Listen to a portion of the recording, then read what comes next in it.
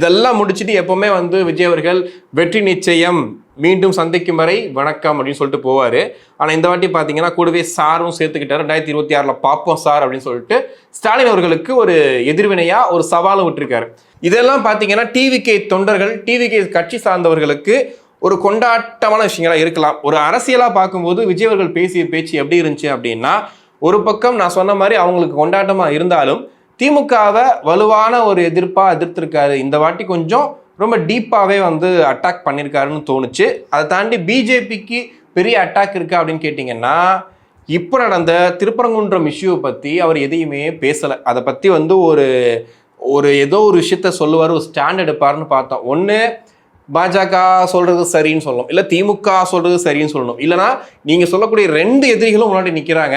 அப்போ நீங்கள் பொதுவாவது இது நடக்கக்கூடாது. ஏன்னா இவங்க சொல்கிறாங்க இவங்க தான் மதக்கலவரத்தை உண்டு பண்ணுறாங்கன்னு, இவங்க சொல்கிறாங்க இவங்க தான் மதக்கலவரத்தை உண்டு பண்ணுறாங்கன்னு. அப்போ நீங்கள் நடுவில் இருந்துக்கிட்டு மதக்கலவரத்தை தயவு செஞ்சு உண்டு பண்ணாதீங்கன்னாவது சொல்லணும் இல்லையா?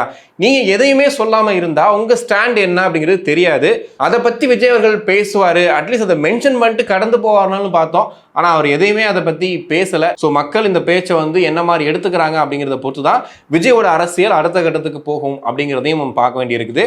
ஸோ நீங்கள் இந்த பேச்சை எப்படி பார்க்குறீங்க? என்னென்ன விஷயங்கள்லாம் விஜய் பேசுனது ரொம்ப சரியாக இருந்துச்சு, இந்த விஷயங்கள்லாம் விஜய் சரியாக பேசியிருந்தா இன்னும் சூப்பராக இருந்திருக்கும் அப்படின்னு நினச்சிங்கன்னா அதை வந்து நீங்கள் கமெண்ட்ஸில் மென்ஷன் பண்ணுங்கள்.